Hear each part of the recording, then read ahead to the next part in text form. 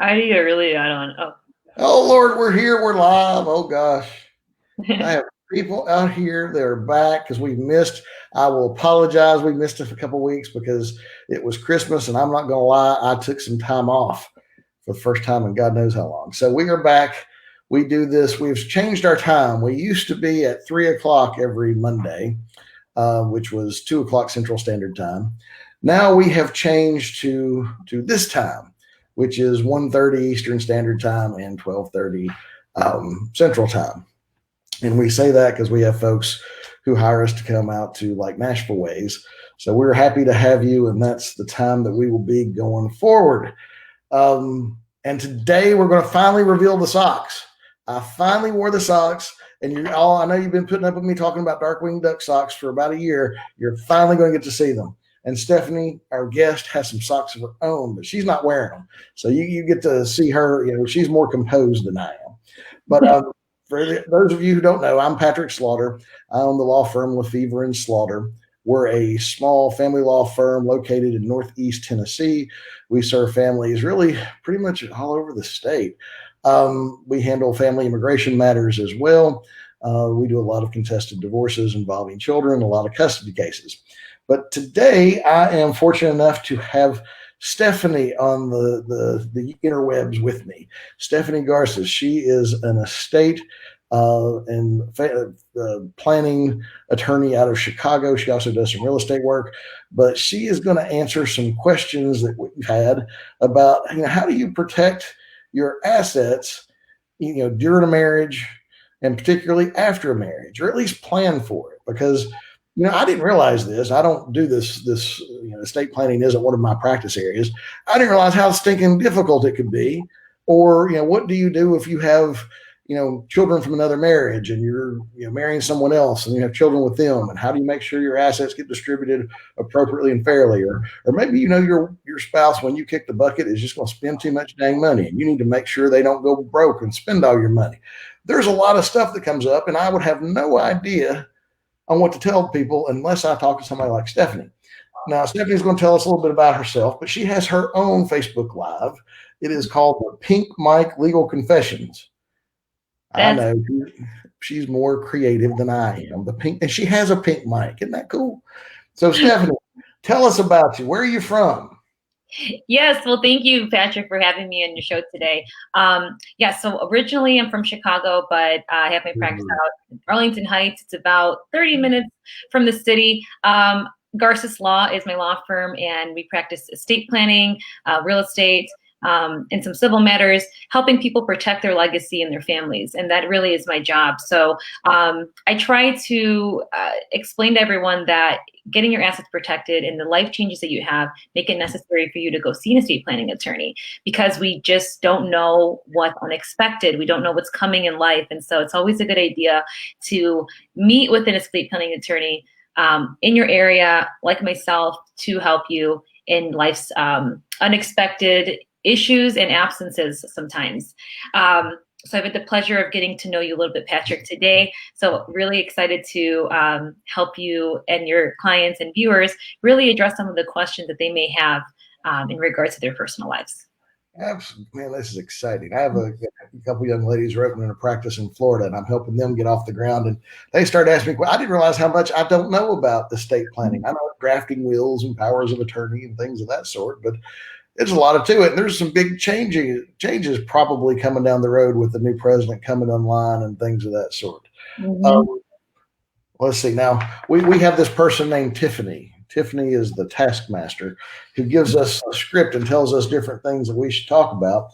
I listen to it about half the time. Then I got questions of my own because I'm a curious kind of person.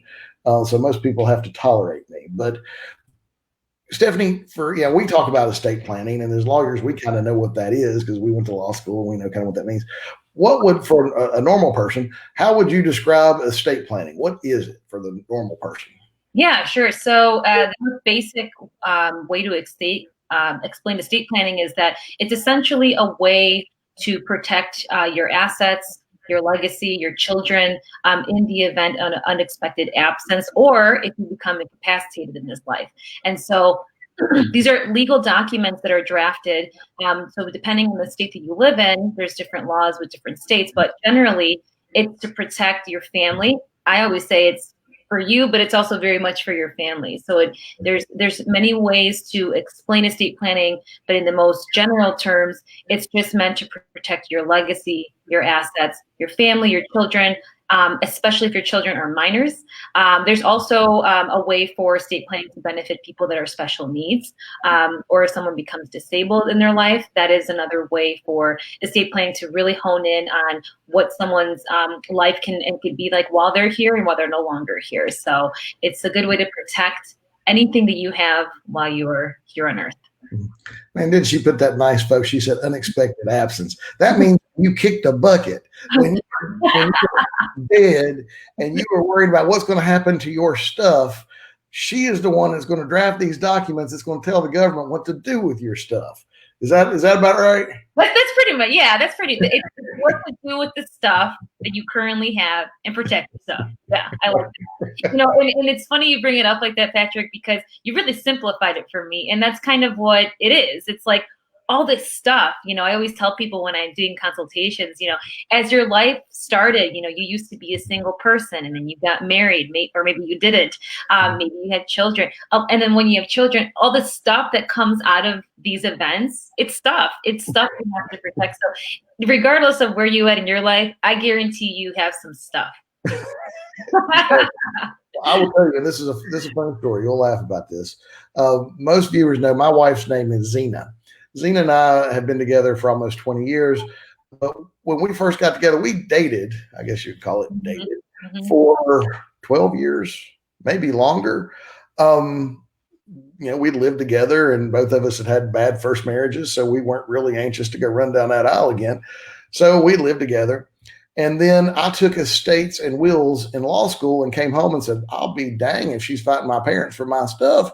We're going to get married.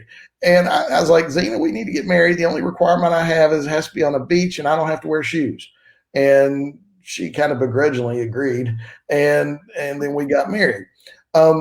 Why is that such a big deal for people who aren't aware? You can die with a will or you can die without a will. And we have all kinds of fancy words for that. But explain the difference for folks who maybe, you know, are in a long-term relationship and they're like, oh, what do I do with a will? Talk to us about that. Yeah, I love that question, Patrick, because, you know, people say, you know, maybe I want to get married, maybe I don't. But put the marriage thing aside. You have a significant other in your life. You know, could you imagine in a world where, let's say, because you're not married, for example, take our non-married couples, and you know, you something happens to you, you kick the bucket, like Patrick said, and then that person doesn't have access to certain things, whether it's, you know, accounts that you have, maybe some sort of money you wanted to leave them to help them pay for the house, because could you imagine if they didn't have money to pay for the house? You know, it gets more complicated too for those of you that are self-employed, you know, because if you have a business, you know, Patrick, you agree with me that we have our own accounts that are separate and we know the passwords and this and that sort of thing. Who's going to get that? Is the government going to get that? Or perhaps, God forbid, you have, you know, a fight where maybe you have kids that don't necessarily like your significant other. Now they're going to be fighting with your significant other. I mean, it gets really crazy. And that really is the benefit of getting some of these estate planning documents in order. Again, not married, there's benefits to having them, as well as when you're married, because being the fact that you're married, you actually have rights in whatever state you live in. As soon as you're married, it's a legal contract, right? You finally have some rights to certain things.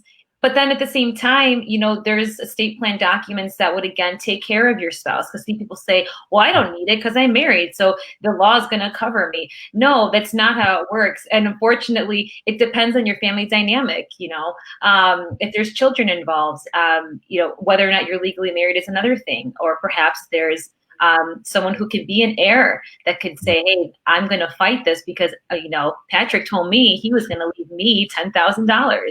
So there's a lot of ways for an estate planning document to really help you in your personal life, like I said, whether or not you're married. So the most common question I get and most common misconception is that the person will say, who calls me, says, well, I really don't have a lot, so I really don't need anything. You know, that's my favorite question that I get and comment. But I say, but what happens if you leave no plan there's no one that would get it, unless then the government gets involved and it goes to probate. And that's a whole nother, song and dance and a lot of money. So there's a lot of things that happen. And guess who suffers? Your family. There's not only are they mourning your loss, but now they found out that there was nothing in place. So it's a headache for people. Well, yeah, because you're gone. I mean, you're gone. Yeah, you don't worry about it. Your family does. Right. They're the ones that got to deal with it. And that's, for people who die without a will in Tennessee, we call that intestate. And if they're intestate, there's a law that says this is who gets your stuff. And it doesn't matter what you think, what you wanted, what your demonstrated intent was. They're going to look at, hey, this is what the law is. You died without a will, so we're going to do this. And your loved ones don't have anything to say about it. You don't have much to say about it. You're trusting a guy in a black robe who knows you, couldn't pick you out of a lineup to decide how to distribute your stuff. So, I think a will is really important. And wills, man, those things are formal. I mean, talk about putting form over substance. We represent a gentleman who, before he died, he wrote a letter. In that letter, he described, his situation and who his heirs were going to be and what he wanted to be done and things of that sort. But he didn't sign it because he ended up creating a will online where he signed that, which was typed out. So, there's certain things. There's a thing called a holographic will where if it's in your handwriting, that can count, but it wasn't count because of that. And even the judge in the case is kind of like, I'm not entirely sure how to handle this.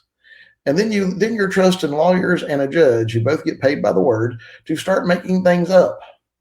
And somebody pays for that, and it gets complicated. And why put yourself through that? I mean, most people's mission in life is to get through it as cleanly as they can without having to deal with lawyers or pay lawyers money. At least that's my mission in life. So that's, one of the things you can look at. Now, I know you do more than just write wills. Everybody thinks, that's all estate planning. I know there's a lot more to it than that. And I know up until now with the tax changes, there was, the need for marital protection trusts and things of that sort had kind of diminished because there was an increased amount that, it would cover. And now with everything that the Biden administration is talking about, that's going to go away. Explain what that is, because I'm not doing it justice, on why people might want to consider these protection trusts. Yeah, so the trusts are I always say they're the best method to avoid probate, what's called probate. And the simplest way to explain this is that, there's different tiers in estate planning. A will is not the same thing as a trust. And at least in Illinois, a will does not avoid probate. And that means you might have a will, but you end up in probate anyway, as opposed to a trust that basically the trust lives a parallel life with you. And that's why it's so important, is because you have a trust, you can use it effective immediately when you're of sound mind, or if you become incapacitated, then you can still use your trust. And it essentially you transfer stuff into the trust, your stuff into the trust, so that it's protected. So it's a private document, no one, it's not, unlike a will that's filed at the court, like you just said, the trust is not, it's private. No one knows, who the trustees, the beneficiaries are in that sense, what you left in the trust, what you want handled a certain way, and all of your wishes are in this trust. And it's important because depending on the amount of assets you have, the trust protects you in many ways, because it essentially insulates your property so that it can't be mishandled when you're not here or you're incapacitated. And it also directs the assets to where they're supposed to go without the government or a judge having a say. And so this is just one of the many ways a trust is like, almost like I want to call it a holy grail, but that's kind of what essentially it is, because it really is the most protection you can get on any estate planning level, and on its most basic terms. So trust, will, and not the same thing, but the trust actually has much more value to it in the long run for protecting those assets, which is really what people care about, because a lot of times the goal is to protect my funds, to protect my assets, to protect my family from the crazy ants coming in and saying, I'm entitled to such and such. And so we, with the trust, we move the properties, like the houses are in the trust, that's a big asset. So we move that. Everything is moved ahead of time with the goal of having to avoid probate, not having your assets mishandled, and going to the people that you love. So that really is what it's about. That's really the benefits of having a trust overall. It helps protect from creditors too, I understand. Yeah, true. And that's another reason why it's, again, the holy grail. It's the most insulated document you can create for yourself. I mean, I have a friend, I think folks here who watch this know, I have a friend in South Florida. He had COVID, one of the first real severe COVID cases. He was on a ventilator for, I think it was 21 days or 22 days, came off, and now he's doing great. John's doing great. But he has over $1 million in medical bills. Oh, wow. And, he's not even contemplating how he's going to pay that. He was, self-employed previous to this, one of the most industrious people I know. And he's looking at potential bankruptcy, which, if you don't have this kind of vehicle set up, it can pretty much put all your assets kind of at risk. So a trust, a lawyer can help draw those up. And again, I don't know. I mean, I know it's more complicated than a will from our perspective, from the lawyer's perspective, but from the client's perspective, not a whole lot different. You walk in, you pay the money, we draft the documents, you come in, you sign them, we help you find a trustee maybe. Am I wrong? Is there any big difference from a client's perspective on creating a trust versus a will? I would say it's just more in depth. It's more detailed. You're right, Patrick. And in many ways, the client's goal is the same. I want to protect my family. But what changes is that the two mechanisms do different things. The will becomes relevant because when you're no longer here, you kick the bucket. Okay, now my will's in place, and everything that I put in there, it goes. Whereas a trust, it's right away. So you can move all your assets. If you had any issues with creditors, well, I would assume you don't have any by the time you've become incapacitated and I moved everything into the trust. That's the whole reason it's there. Is becomes kind of like I call it like a shelter, right? To shield away from different issues, especially creditors is a good point, because if there isn't something in the trust, I have had this happen a number of times where people have passed away, but they forgot to move the house into the trust, even though their attorney said, hey, you should probably do that. Or perhaps they forgot to move a certain asset into the trust. Now it's outside of the trust. Well, at least in Illinois, there's a way to sort of still encompass it, but you would still end up in probate if it really is such a big asset. So then you end up not helping yourself. So from a client standpoint, one, it's the same payments form of like, okay, I'm paying the attorney to do this, but it provides a different layer of protection that a will definitely wouldn't have. But they're both equally as important. It just depends on the client and what their goals are.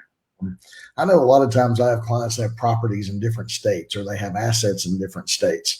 And what folks don't know with a will, a lot of times states, if you die in Florida, but you live in Tennessee a good portion of the year and you have property in Tennessee, Tennessee could make you probate a will, or at least take what you did in Florida and make you redo it in Tennessee. Trust, when you have things in different states, a lot of times the beneficiary of a trust doesn't have to do that. They can go ahead and dispose of that property according to the trust document without having to take on multiple probates in multiple states.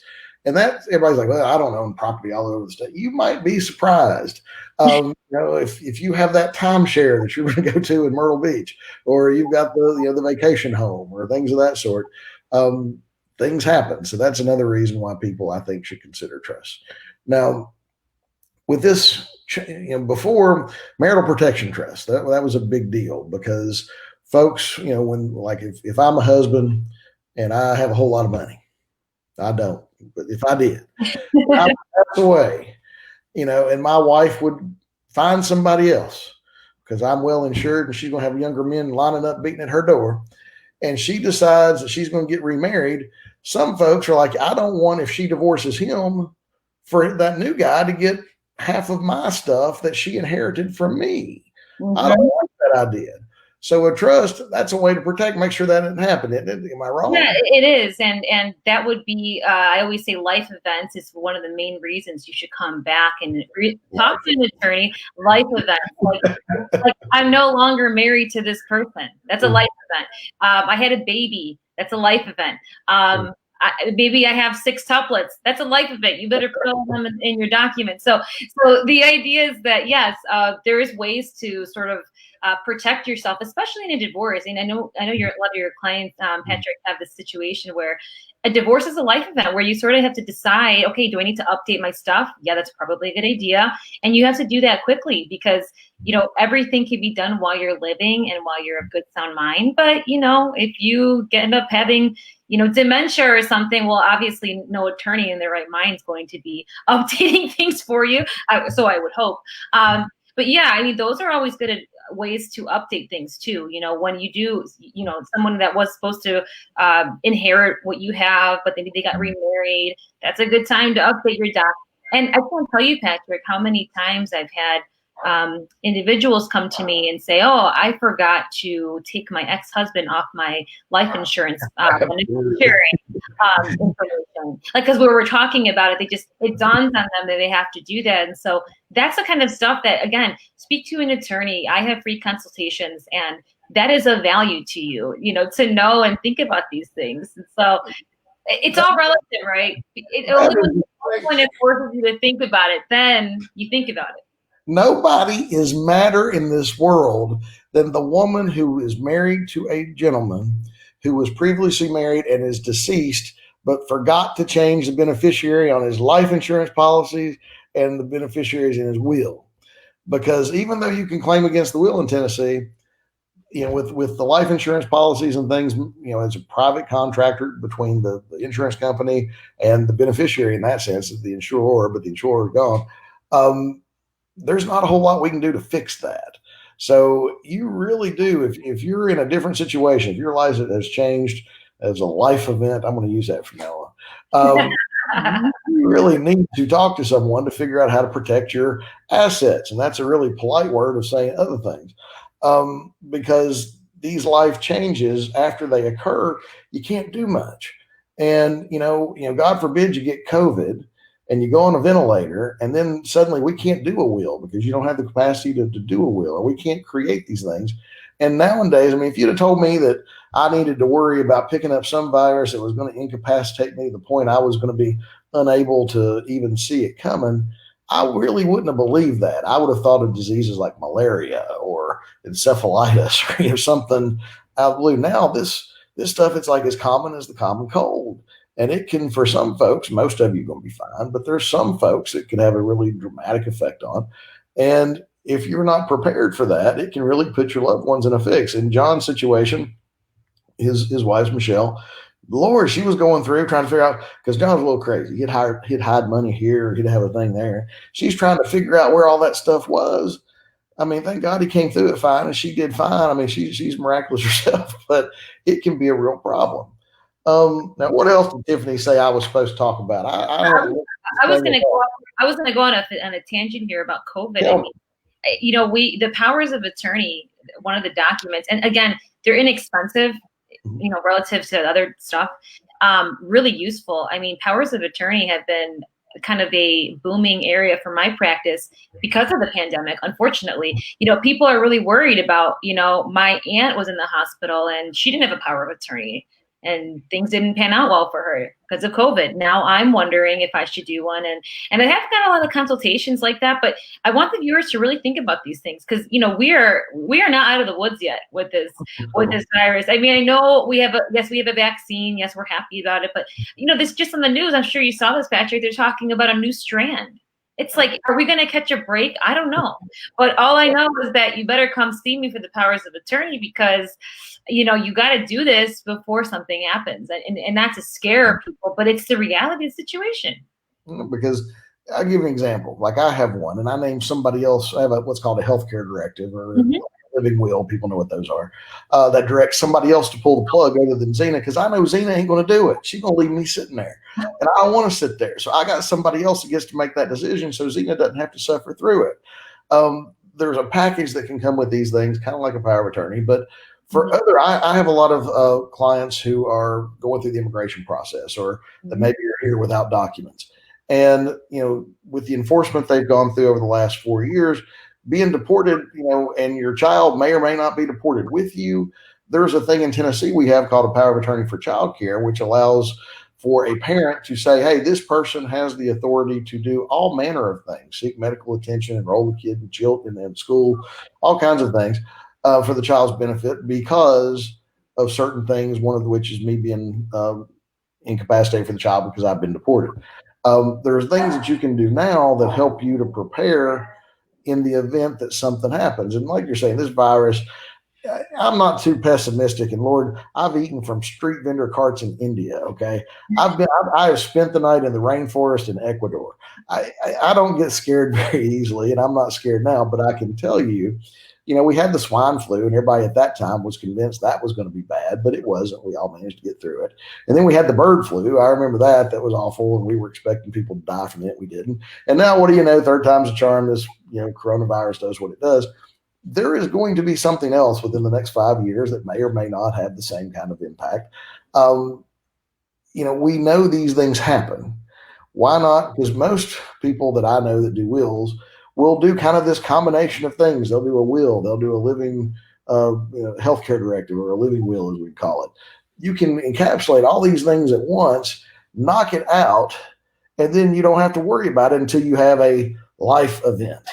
Those won't happen very frequently, but the only downside to it is you're paying a little bit of money up front. But you can look at it as an investment, because you'd rather pay a little bit of money up front than have your loved one pay a whole lot of money later on. Because probate, I don't even do a whole lot of probate. Tell us about what probate is and why people avoid that. Where do I even start? I mean, every time I explain probate, because everyone says, what is probate? And I say, well, let's just say it's a place where it's very expensive. The attorneys will charge at least $350 to $400 an hour. And it's at least 18 months, at least in Cook County. And it's not fun. I mean, it's not a fun place. So I always tell people, it's one of those things that you try to avoid, because probate essentially is the court overlooking the administration of an estate. And with that comes a lot of issues, because if it's a clean probate, even then it's a long time. Yes, the attorney is going to charge you an arm and a leg. And yes, the estate is paying for it. Because people will say, well, my family will deal with it. I'm like, well, I mean, I hope you have money to fund that. I mean, it's an expensive thing, and maybe it's why we say in business, right, that we can help people that need this service. But yes, probate is a whole nother world. And essentially you want to avoid being there, but there are so many cases in probate because of people that do pass away without any sort of health, or not so much a healthcare directive, but a will or a trust for that matter. And so probate can be expensive. Like I said, it takes a long time, and it's basically leaves it open for any sort of disputes. So let's just say, we all have a crazy niece or a crazy aunt, who maybe she's has a rich taste, we're going to say. And they say, okay, well, Patrick, he passed, but he left, he must have left me something. And no, I don't agree that he left it to his, let's say, I don't know, neighbor, because maybe you don't have family. So it just depends. So then there's open disputes and fights that happen in probate, again, with the court overlooking it. So it can get real nasty. Maybe compared to family law, it's up there with fight. It's the emotions go crazy. You know what I tell people probate's like? It's like going to the dentist's office. If you take care of your teeth and you go and get your yearly checkups and take care of stuff, you're probably going to be all right. It's going to cost you a little bit of money. It's going to be a little uncomfortable, but you're going to be able to do it. If you don't take care of your teeth and you don't pay that little bit of money, by the time it's a problem, it's a hell of a problem that costs a lot of money to fix and hurts like the dickens. That's why I think it's like going to the dentist, which I'm not a big fan of.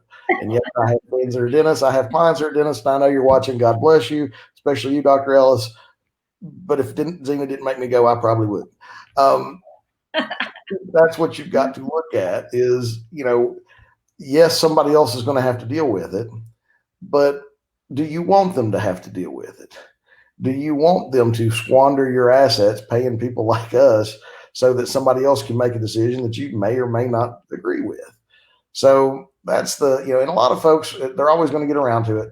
There's always going to be something else they can spend that money on, because let's face it, it's a whole lot more fun to get a shiny new whatever, whatchamacallit, than to get a little piece of paper that takes care of things. Yeah. But once it's done, it's done. I read a book. It's a recent book. Everybody knows I like Tony Robbins.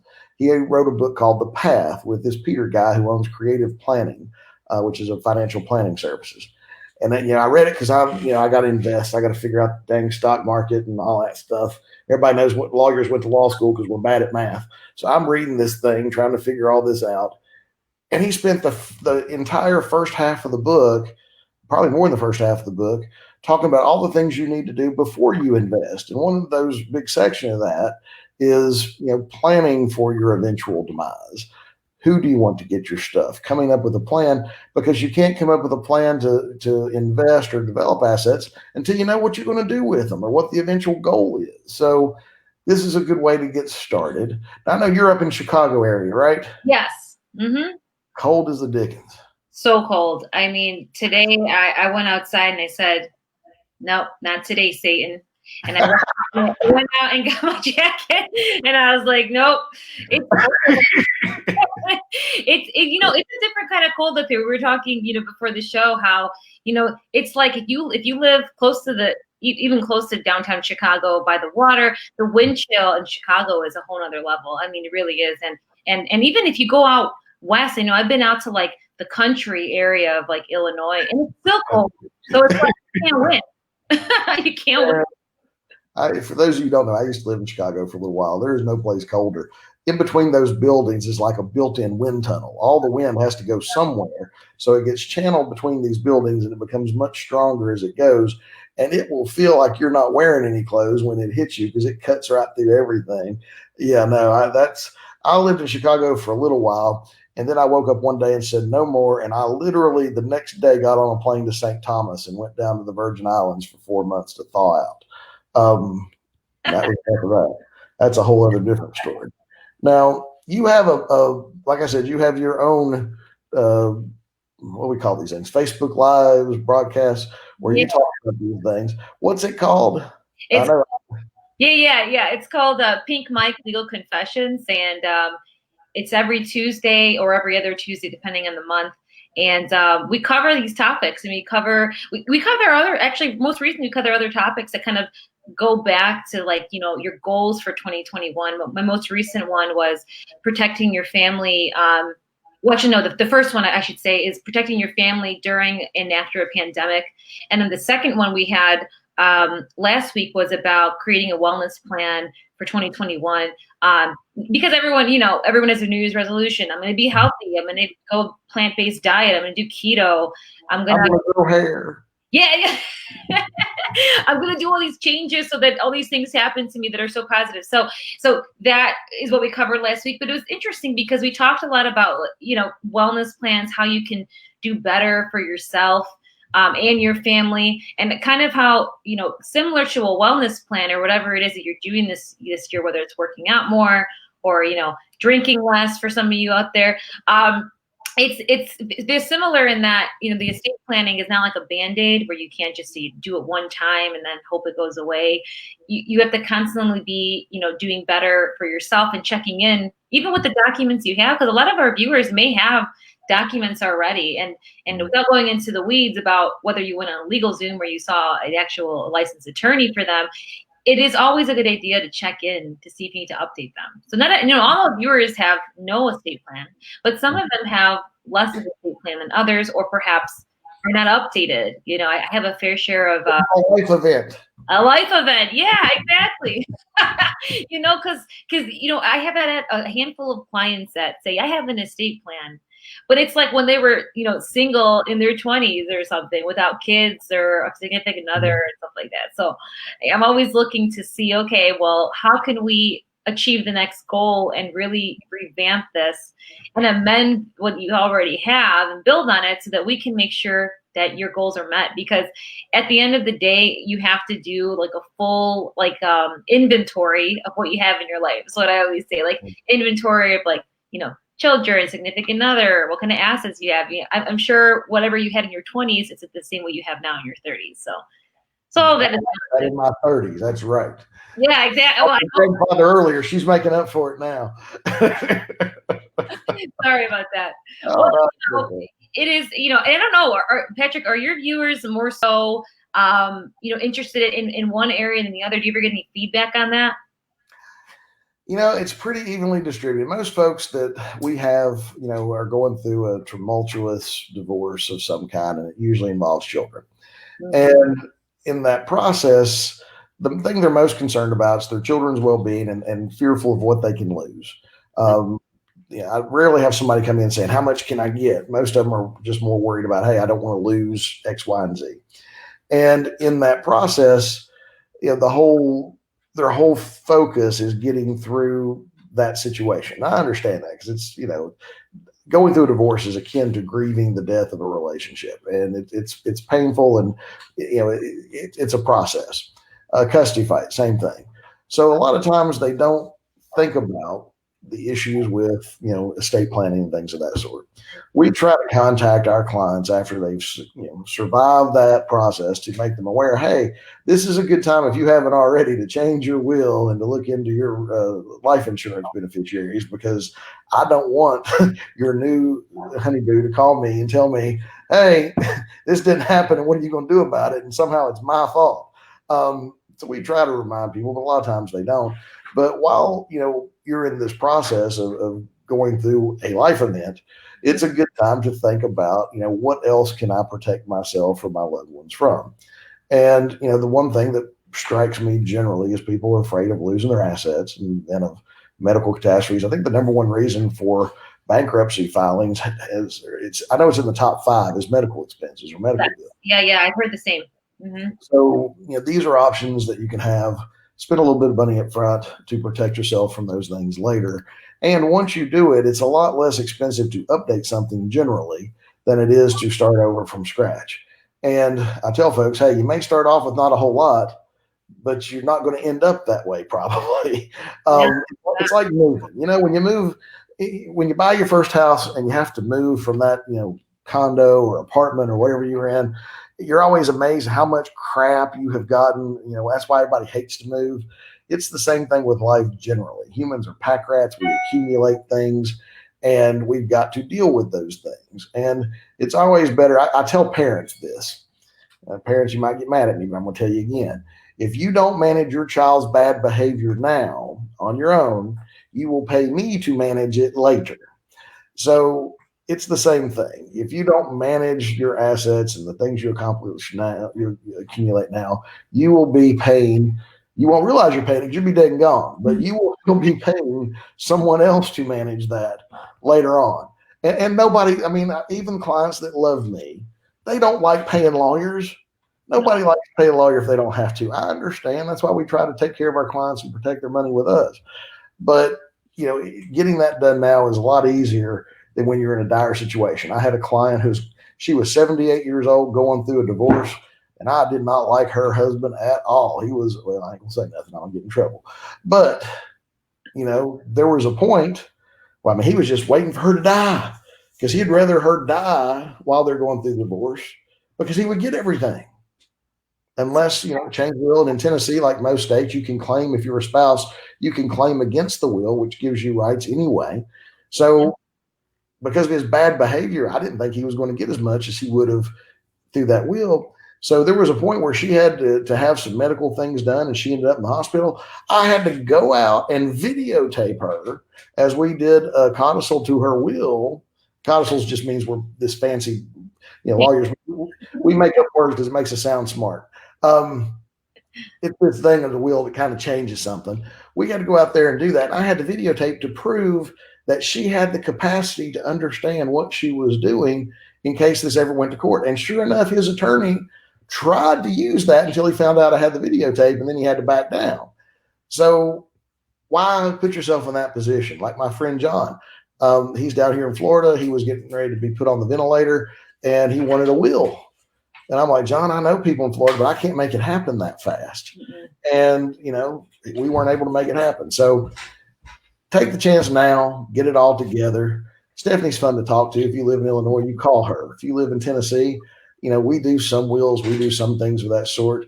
If it's something more complicated, we're going to refer you out to someone that you can trust that's going to do a good job for you.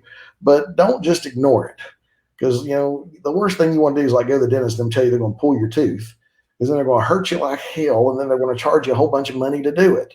Go ahead and take care of it now so you don't have to worry about it later.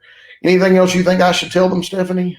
Well, I just wanted to mention real quick with children. I know we some of our viewers have kids, and one of the things a will does, it allows you to appoint a guardian for your children, and that is invaluable, because wouldn't it be nice if you kick the can and you actually know who's going to be the guardian and watch over your kids? I mean, that's essentially what a will does. So if you don't have that in place, then a judge and a court has to get involved, and that in itself should be a reason for any parent to consider at least a basic will. So I wanted to point that out, because that's invaluable information. I should have talked about it earlier, because everybody's got that crazy relative that you wouldn't want your children living with for love or money. This is a way to make sure that doesn't happen. You can appoint someone to be the caretaker of the child, or if you think, hey, I'm fine with my relative taking care of the kid, but I don't want them managing the kid's money because, Lord, I don't know what happened to it. You can separate those things. You can say, hey, this is going to be the person who takes care of the child, and I'm going to set up a trust, like we talked about earlier, for the child's benefit to make sure the child gets money. Or you can set up, in a trust, you can say, hey, I've got a child who's 16 years old. Hell, a child who's 18 years old. And I don't want them upon my demise to get a big check for, say, $500,000 because of my life insurance policy. Maybe I want to wait till they're a little bit more mature and better able to make adult decisions. So you can set up a trust that would be for their benefit to make sure they get that money a little bit down the line. So you got a little bit more control over it rather than just give an 18-year-old, $250,000. That happened to a relative of mine. And thank goodness she did a great job managing it. But I remember thinking back, oh, this is going to be bad. This is a way to prevent that. And again, exercise some control to make sure that, things don't go crazy. Man, it's a lot of fun. Oh, I promised. I've been talking about Darkwing Duck socks for a year.